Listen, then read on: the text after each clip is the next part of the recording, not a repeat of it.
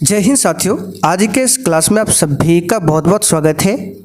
तो साथियों, Bihar police constable exam के लिए आज फिर से रिवीजन सीरीज में टोटल 50 सिलेक्टेड प्रश्नों को लेकर आए हैं, जिसमें जीके, साइंस, करंट अफेयर्स का क्वेश्चन शामिल है। बहुत ही शानदार और इम्पोर्टेंट क्वेश्चन एग्जाम के लिए, इसलिए आप लोग पूरा सेट को लगाइए। तो रात के 8 बज चुके हैं, फटाफट से आप लोग लाइव चैट के साथ जुड़ जाइए। तो साथियों, आज का पहला क्वेश्चन देखिए, निम्नलिखित में से कौन देश बंधु के नाम से प्रसिद्ध है। चलिए, बहुत ही अच्छा क्वेश्चन है, बताइए इसका आंसर क्या होगा। इनमें से कौन देश बंधु के नाम से प्रसिद्ध है। तो यहाँ पर इस क्वेश्चन का सही आंसर है चित्तरंजन दास। चित्तरंजन दास को देश बंधु के नाम से भी जाना जाता है। बी वाला ऑप्शन आपका राइट है। देश बंधु की उपाधि जो है चित्तरंजन दास को किसके द्वारा दिया गया था, तो महात्मा गांधी जी के द्वारा। किसके द्वारा दिया गया था, गांधी जी के द्वारा दिया गया था। ए.ओ. ह्यूम की बात करें तो 1885 में इसने भारतीय राष्ट्रीय कांग्रेस की स्थापना किया था।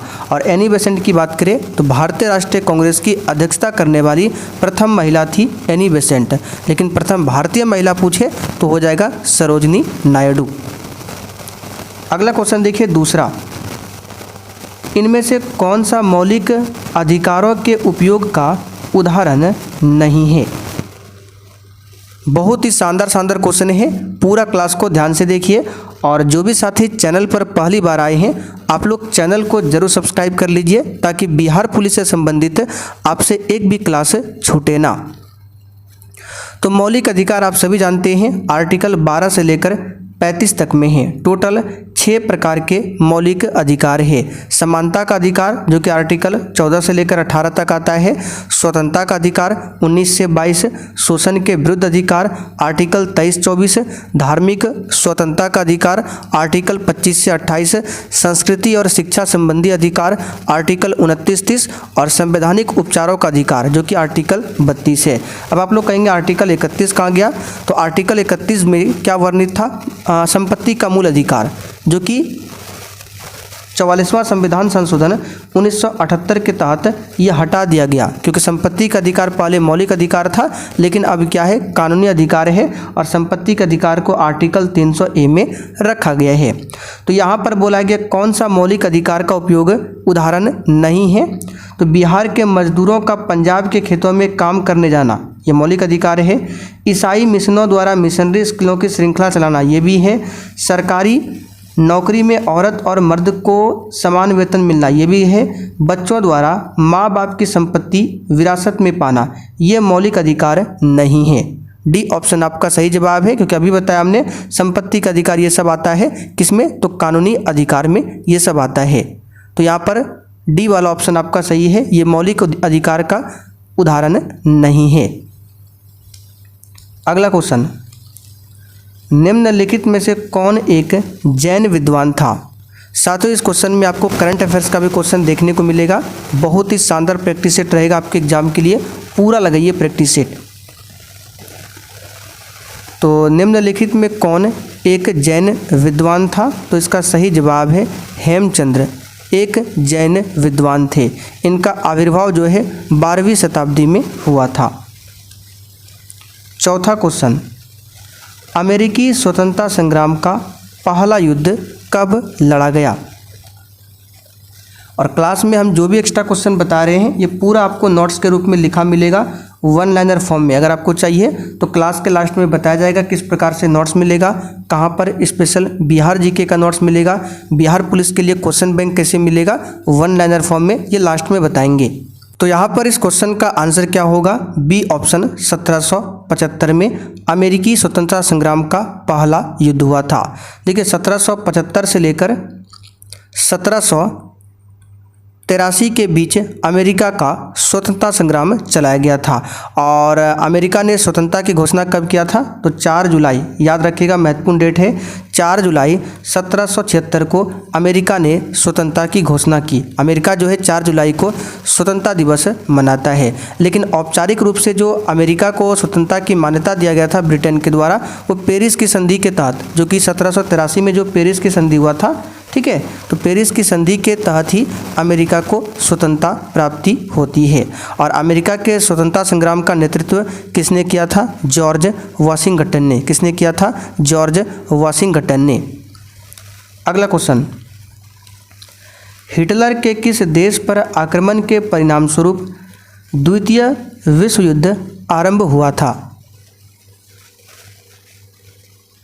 बताइए क्वेश्चन 5 के लिए आंसर। तो इसका सही जवाब है पोलैंड। हिटलर के द्वारा पोलैंड देश पर आक्रमण के परिणामस्वरूप ही द्वितीय विश्व युद्ध आरंभ हुआ। कब हुआ था? 1 सितंबर 1939 को। 1 सितंबर 1939 को, ठीक है। अगला क्वेश्चन, संयुक्त राष्ट्र किस सम्मेलन का परिणाम था?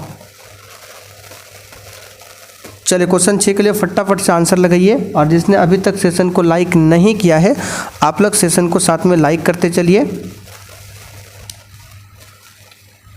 तो संयुक्त राष्ट्र किस सम्मेलन का परिणाम था? इसका सही जवाब है सैन फ्रांसिस्को सम्मेलन का परिणाम था। डी वाला ऑप्शन आपका राइट आंसर है। 25 अप्रैल से लेकर 26 जून तक, ठीक है, 25 अप्रैल से लेकर 26 जून 1945 तक सैन फ्रांसिस्को में सम्मेलन हुआ था। अच्छा, संयुक्त राष्ट्र संघ की स्थापना कब होती है? 24 अक्टूबर 1945 को। और भारत जो है यूएनओ का सदस्य कब बनता है, यानी संयुक्त राष्ट्र संघ का सदस्य भारत कब बनता है? तो 30 अक्टूबर 1945 को। 24 अक्टूबर 1945 को स्थापना होती है और 6 दिन बाद यानी कि 30 अक्टूबर 1945 को भारत यूएनओ का सदस्य बन जाता है।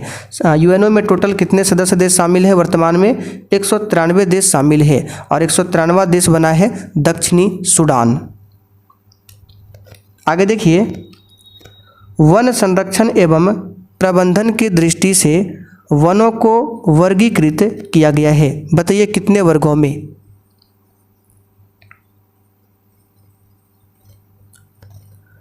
तो वन संरक्षण एवं प्रबंधन की दृष्टि से वनों को वर्गीकृत किया गया है 4 वर्गों में। कौन कौन सा वन है? आरक्षित वन है, दूसरा संरक्षित वन है, तीसरा आपका हो जाता है अवर्गीकृत वन और चौथा हो जाता है ग्रामीण वन। ठीक है, इस बात को ध्यान रखिएगा। अच्छा, अगर आपसे पूछे स्वतंत्र भारत में प्रथम वन नीति कब लाया गया था? तो 1952 में। स्वतंत्र भारत में प्रथम वन नीति 1952 में लाया गया था और भारतीय वन रिपोर्ट जो है 1987 से प्रकाशित किया जाता है, 1987 से। ठीक है, और राष्ट्रीय वन नीति 1988 में क्या लक्ष्य रखा गया था? तो 1988 राष्ट्रीय वन नीति में यह लक्ष्य रखा गया था कि देश के कुल भाग का कितना प्रतिशत वन क्षेत्र होना अनिवार्य है? तो 33% क्षेत्रफल पर वन का होना अनिवार्य है। प्रत्येक 2 वर्ष के अंतराल पर वन सर्वेक्षण रिपोर्ट प्रकाशित करता है। भारत की प्रमुख वाणिज्यिक फसलें क्या है? याद रखिएगा, प्रत्येक 2 वर्ष के अंतराल पर वन रिपोर्ट आता है। तो 2023 में आया था, 25 में। तो भारत की प्रमुख वाणिज्यिक फसलें क्या है? तो चाय, रबड़, तंबाकू और जूट, ये वाणिज्यिक फसलें हैं। सी वाला ऑप्शन आपका राइट है। अच्छा, रबी फसल की बात करें, इसमें सबसे महत्वपूर्ण फसल क्या आता है? गेहूं। और खरीफ में सबसे महत्वपूर्ण आता है चावल। अगला क्वेश्चन, ब्यूटेनॉल में मौजूद प्रकार्यात्मक समूह की प्रकृति को पहचानिए। इसका आंसर है एल्डिहाइड। अगला क्वेश्चन, भारत का सबसे बड़ा जनजातीय समुदाय क्या है? बताइए, भारत का सबसे बड़ा जनजातीय समुदाय क्या है? तो इसका सही जवाब है भील। भारत का सबसे बड़ा जनजातीय समुदाय क्या है? भील। भील जनजाति राजस्थान, मध्य प्रदेश, महाराष्ट्र, छत्तीसगढ़, गुजरात आदि राज्यों में पाई जाती है। अच्छा, भारत की दूसरी सबसे बड़ी आबादी वाला जनजाति पूछे तो वो है गोंड। क्या है? गोंड है। आगे देखिए, इस समय भारत में सबसे बड़ा तेल शोधन कारखाना निम्न में से कौन सा है?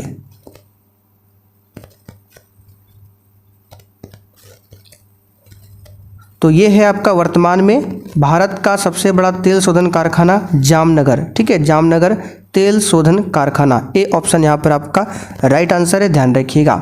अच्छा, ये जो मुंबई तेल शोधक कारखाना है ये किसके अंतर्गत आता है? तो BPCL के अंतर्गत में आता है, मुंबई वाला। और डिगबोई तेल शोधक कारखाना की बात करें जिसकी स्थापना 1901 में किया गया था, यह एशिया का सबसे पुराना तेल शोधक कारखाना है, असम का डिगबोई वाला। चलिए आगे बढ़ते हैं। और ये जो विशाखापट्टनम है ये किसके अंतर्गत में आता है? तो यहाँ पे लिखा हुआ है HPCL। आगे देखिए, समय के साथ प्रजातियों के अस्तित्व के लिए विविधता उपयोगी है, ये विविधताएं किन त्रुटियों के कारण होती है?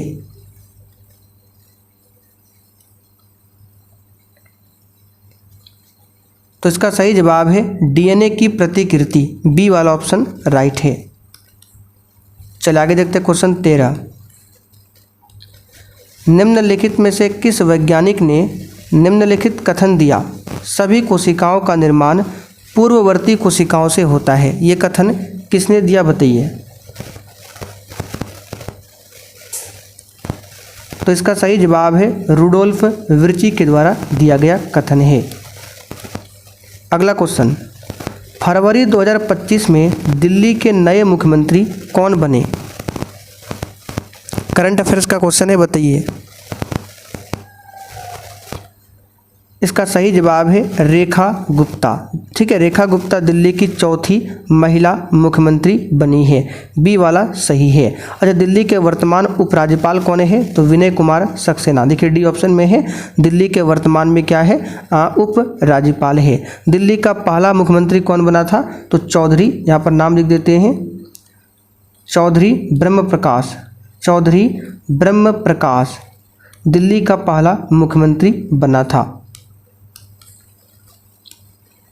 अगला क्वेश्चन देखिए, निम्न में से किस सुल्तान ने आगरा नगर बसाया था?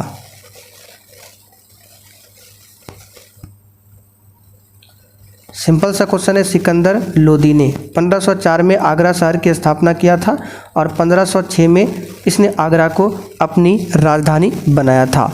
सिकंदर लोदी से संबंधित एक क्वेश्चन और बनता है, इसने फारसी भाषा में गुलरुखी उपनाम से कविताएं लिखी है। किसने? सिकंदर लोदी ने। अगला क्वेश्चन, हुगली औद्योगिक प्रदेश का केंद्र है, बताइए। हुगली औद्योगिक प्रदेश का केंद्र कौन सा है? तो यह है कलकत्ता हावड़ा। डी वाला ऑप्शन आपका राइट आंसर है, कलकत्ता हावड़ा। कलकत्ता हुगली नदी के किनारे बसा हुआ है। अगला क्वेश्चन, लोकसभा और राज्यसभा की संयुक्त बैठक किसके द्वारा आहूत की जाती है? बताइए क्वेश्चन 17 के लिए आंसर। तो संयुक्त बैठक के बारे में आर्टिकल 108 में बताया गया है, ये पहले ही बता चुके हैं। और राष्ट्रपति द्वारा इसको बुलाया जाता है, लेकिन इसकी अध्यक्षता करता है लोकसभा का अध्यक्ष। अब तक कितने बार संयुक्त अधिवेशन बुलाए गए हैं? तो 3 बार। पहली बार 1961 में बुलाया गया था, दूसरा बार 1978 में और तीसरा 2002 में बुलाया जा चुका है संयुक्त बैठक को। आगे देखते हैं, पंचायती राज संस्थाओं के कितने स्तर हैं? बताइए। तो 3 स्तर है, कई बार बता चुके हैं, 3 स्तर है। और 73वां संशोधन अधिनियम आपको याद होगा, इसी के द्वारा पंचायती राज को संवैधानिक दर्जा प्राप्त हुआ था। अच्छा, पंचायत का सदस्य बनने के लिए मिनिमम उम्र कितना होना चाहिए? 21 वर्ष। कितना होना चाहिए? 21 वर्ष। भारत के संविधान का 73वां संशोधन अधिनियम 1992 के पारित किए जाने का कारण क्या था? इसका आंसर है पंचायती राज को बल प्रदान करना। ए ऑप्शन यहाँ पर आपका राइट हो जाएगा। ठीक है, पंचायती राज की शुरुआत 2 अक्टूबर 1959 से राजस्थान के नागौर से होता है, पंडित जवाहरलाल के नेतृत्व में। ठीक है, पंडित जवाहरलाल नेहरू उस समय भारत के प्रधानमंत्री थे। अच्छा, पंचायती राज व्यवस्था का चुनाव कराना ये किसकी जिम्मेदारी है? तो राज्य निर्वाचन आयोग की जिम्मेदारी है पंचायती राज व्यवस्था का चुनाव कराना। आगे देखते हैं, किसी विशेष दिन लोकसभा में अधिकतम कितने तारांकित प्रश्न पूछे जा सकते हैं? तो तारांकित प्रश्न क्या है? जिस पर स्टार लगा होता है उसको तारांकित प्रश्न कहते हैं। जब प्रश्न पूछने वाला सदस्य तुरंत उत्तर चाहता है तो वह प्रश्न के शीर्ष पर स्टार लगा देता है, ठीक है, स्टार का चिन्ह लगा देता है, जिसे तारांकित प्रश्न कहते हैं। और कोई प्रश्न तारांकित माना जाए या नहीं माना जाए तो ये निर्णय कौन लेता है? तो ये निर्णय लेता है अध्यक्ष, लोकसभा का अध्यक्ष या सभापति ये निर्णय लेता है। तो किसी विशेष दिन लोकसभा में अधिकतम कितने तारांकित प्रश्न पूछे जा सकते हैं? तो 20, मैक्सिमम 20 तारांकित प्रश्न पूछे जा सकते हैं। तारांकित प्रश्न मौखिक पूछा जाता है तथा इसका उत्तर भी तत्काल दिया जाता है, ठीक है, इस बात को ध्यान रखिएगा। चलिए आगे बढ़ते हैं। और अतारांकित प्रश्न जो होता है वो लिखित दिया जाता है, उसका उत्तर भी लिखित होता है। शब्द चौथी सत्ता का प्रयोग किसके लिए होता है? बताइए, शब्द चौथी सत्ता का प्रयोग किसके लिए होता है? तो सिंपल सा क्वेश्चन है, प्रेस और समाचार पत्र के लिए। ए वाला ऑप्शन यहाँ पर आपका राइट है, प्रेस और समाचार पत्र के लिए। प्रत्यक्ष लोकतंत्र सरकार का एक ऐसा तंत्र है जिसमें बी राइट आंसर करेंगे, लोग अपने प्रतिनिधियों का सीधा निर्वाचन करते हैं। बी वाला ऑप्शन आपका राइट है। चुनाव निर्वाचन दो प्रकार से होता है, एक प्रत्यक्ष होता है, दूसरा अप्रत्यक्ष होता है। आगे देखते हैं, निम्नलिखित में से किसी तत्व की सापेक्ष परमाणु संहति कौन सी है जो परमाणुओं से बनी है, जिसमें प्रत्येक में 17 प्रोटॉन है, 18 न्यूट्रॉन है और 17 इलेक्ट्रॉन है? तो यहाँ पर इसका सही जवाब क्या होगा? तो यहाँ पर पूछा गया है क्या, किसी तत्व की सापेक्ष परमाणु संहति यानी परमाणु द्रव्यमान संख्या पूछा गया है। तो परमाणु द्रव्यमान संख्या बराबर क्या होता है? तो न्यूट्रॉन की संख्या और प्लस में क्या होता है? प्रोटॉन की संख्या, यानी न्यूट्रॉन और प्रोटॉन की संख्या को जोड़ेंगे तो हमारा आ जाएगा द्रव्यमान संख्या। तो 18 17 को जोड़िए तो कितना आएगा? 35। देख सकते हैं बी ऑप्शन में दिया हुआ है। अगला क्वेश्चन, जल में कठोरता किसकी उपस्थिति के कारण आ जाती है? देखिए, जल की जो कठोरता है दो प्रकार से है, एक अस्थाई होता है और दूसरा होता है अस्थाई। तो यहाँ पर हम अस्थाई को लेकर चलते हैं। तो जल की जो अस्थाई कठोरता होती है ये किसके कारण होती है? तो कैल्शियम और मैग्नीशियम के बाइकार्बोनेट घुले रहने के कारण जल की अस्थाई कठोरता होती है। और इसको दूर कैसे किया जाता है? तो अस्थाई कठोरता को दूर करने के लिए केवल जल को गर्म कर दीजिए, ऑटोमेटिक ही अस्थाई कठोरता समाप्त हो जाती है। या फिर जल में बुझा हुआ चूना अथवा दूधिया चूना डालने से भी दूर हो जाती है अस्थाई कठोरता। तो जल में कठोरता किसकी उपस्थिति के कारण? कैल्शियम तथा मैग्नीशियम के क्लोराइड तथा सल्फेट। यहाँ पर सी ऑप्शन आपका राइट हो जाएगा। फुलेरिन एक नया खोजा गया क्रिस्टली कार्बन अपरूप है, इसके हैं? ए राइट आंसर हो जाएगा 60 कार्बन परमाणु। ए वाला ऑप्शन यहाँ पर सही है, ध्यान रखिएगा। उंगली के नाखून में विद्यमान प्रोटीन का नाम क्या है?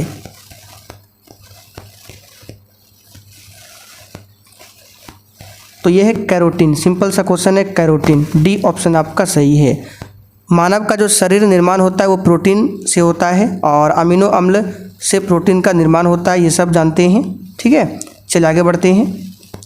विटामिन ई मुख्य रूप से किसके लिए महत्वपूर्ण है? आगे करंट अफेयर्स का भी क्वेश्चन मिलेगा।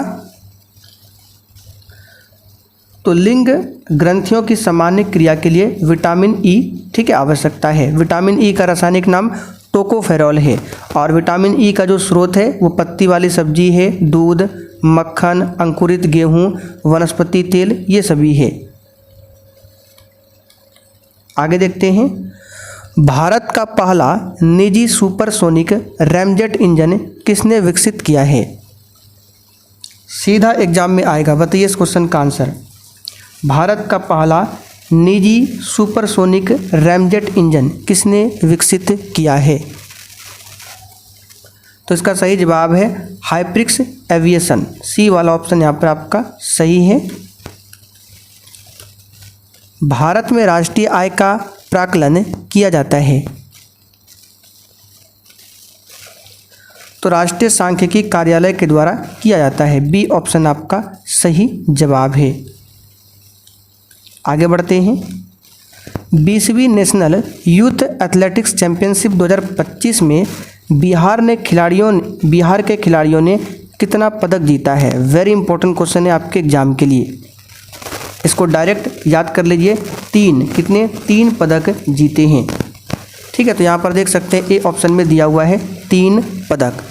और ये जो 20वीं नेशनल यूथ एथलेटिक्स चैंपियनशिप 2025 है, इसका आयोजन बिहार के पटना के पाटलिपुत्र खेल परिसर में 10 से 12 मार्च 2025 को हुआ था। ठीक है, इस बात को ध्यान रखिएगा। इसमें हरियाणा राज्य जो है पहले स्थान पर रहे हैं। तो बिहार के खिलाड़ियों ने पदक जीता है। तो बिहार के किस खिलाड़ी ने, नाम पूछ सकता है। तो बिहार के भागलपुर के दिव्यांशु कुमार राज ने, किसने? दिव्यांशु कुमार राज ने 100 मीटर दौड़ में, गोपालगंज के आकाश अश्वनी ने हेप्थलॉन में और रोहतास के प्रदीप कुमार ने कांस्य पदक अपने नाम किया। 3 व्यक्तियों ने किया है। ठीक है, तो 3 पदक याद रखिएगा। राज्य एक निश्चित प्रदेश में राजनीतिक दृष्टि से संगठित जन समूह है, यह कथन किसका है? और साथियों जो भी एक्स्ट्रा बता रही है पूरा आपको लिखा हुआ मिल जाएगा नोट्स में। इसका सही जवाब है ब्लंट सी, ए ऑप्शन राइट है। आगे देखते हैं। निम्न में से कौन सा दबाव समूह का प्राथमिक उद्देश्य है?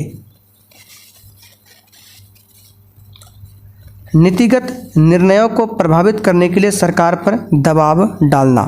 दबाव समूह शब्द का उद्भव जो है संयुक्त राज्य अमेरिका से हुआ है। दिए गए शब्द का पर्यायवाची ज्ञात कीजिए। यहाँ पर चांदनी का पर्यायवाची आपको बताना है।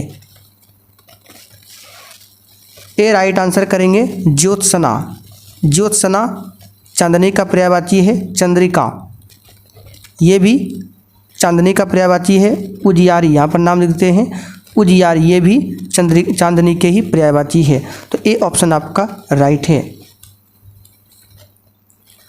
दूर दूर तक विस्तृत था हिम स्तंभ उसी के हृदय समान में कौन सा अलंकार है? तो इसमें उपमा अलंकार है। ठीक है, उपमा अलंकार है। जंप बॉल शब्द निम्नलिखित में से किससे संबंधित है? तो बास्केटबॉल से संबंधित है। बास्केटबॉल का वजन 600 से 650 ग्राम तक हो सकता है और बास्केट कोर्ट की लंबाई जो होती है वो 28 मीटर होती है, चौड़ाई 15 मीटर और ऊंचाई 3.05 मीटर होती है बास्केट कोर्ट की लंबाई। विश्व की सबसे पहली महिला प्रधानमंत्री निम्नलिखित में से किस देश की थी? इसका आंसर है श्रीलंका। नाम भी जानते हैं, 1960 में श्रीलंका के प्रधानमंत्री बनने वाली विश्व की प्रथम महिला है श्री माओ भंडार नायके। अच्छा, विश्व के प्रथम प्रधानमंत्री पूछे तो रॉबर्ट वालपोल, महिला नहीं रॉबर्ट वालपोल, ये हो जाएगा विश्व में प्रथम प्रधानमंत्री। भारत में प्रथम महिला प्रधानमंत्री श्रीमती इंदिरा गांधी। बिहार की प्रथम महिला मुख्यमंत्री श्रीमती राबड़ी देवी। वर्ष 2025 में अंतर्राष्ट्रीय सूरज कुंड मेला का आयोजन कहाँ पर किया गया है? आंसर है हरियाणा। ठीक है, सूरज कुंड मेला का 38वां संस्करण आयोजित हुआ था 7 से 23 फरवरी 2025 तक। ठीक है, चलिए आगे बढ़ते हैं।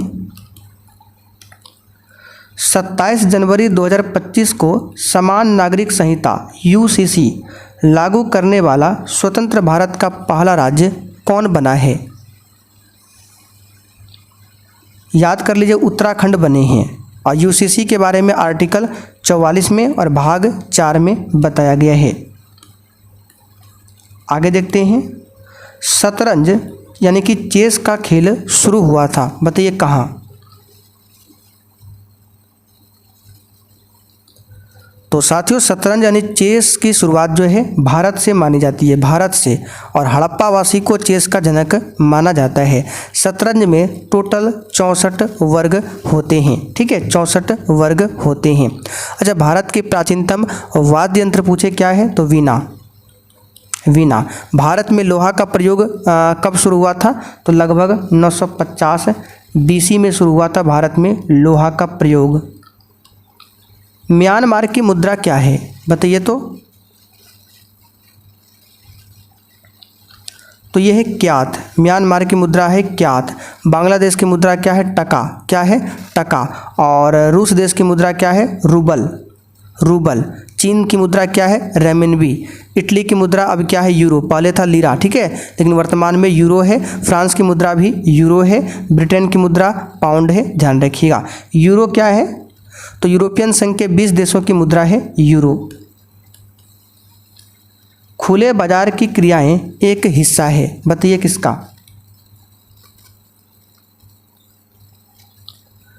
तो खुले बाजार की क्रियाएं मौद्रिक नीति का हिस्सा है। और मौद्रिक नीति की घोषणा कौन करता है? RBI करता है। कौन करता है? RBI। निम्नलिखित में से किसने क्रांतिकारी गतिविधियों के लिए इंग्लैंड में इंडिया होम रूल सोसाइटी बनाई?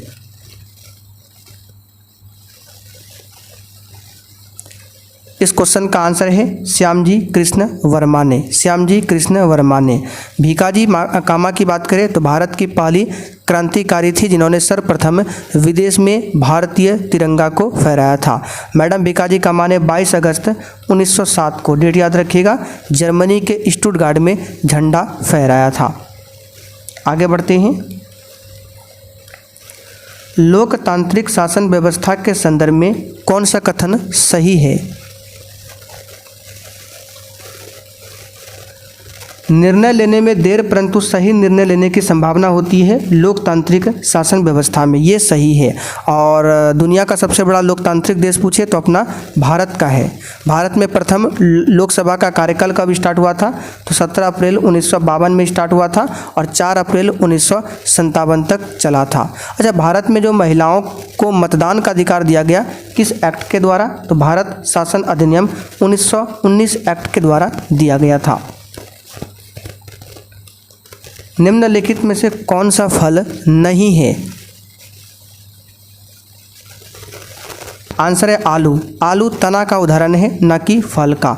आलू हो गया, अदरक हो गया, हल्दी हो गया, ठीक है, गन्ना हो गया, सब तना का उदाहरण है। मूली पूछे, गाजर पूछे, शकरकंद पूछे, शलजम जड़ का उदाहरण है, जड़ का उदाहरण है। अच्छा, बरगद का पेड़ पूछे किसका उदाहरण है? तो स्तंभ जड़ का उदाहरण है। स्तंभ जड़ का उदाहरण है बरगद का पेड़ और रबड़ का पेड़। आगे देखिए, प्रशीतक की तरह कौन सा यौगिक प्रयुक्त होता है? तो ये होता है CF2Cl2 या फिर CCl2F2, ठीक है। इसका रासायनिक नाम क्या है? तो डाइफ्लोरोमीथेन, ये इसका रासायनिक नाम है।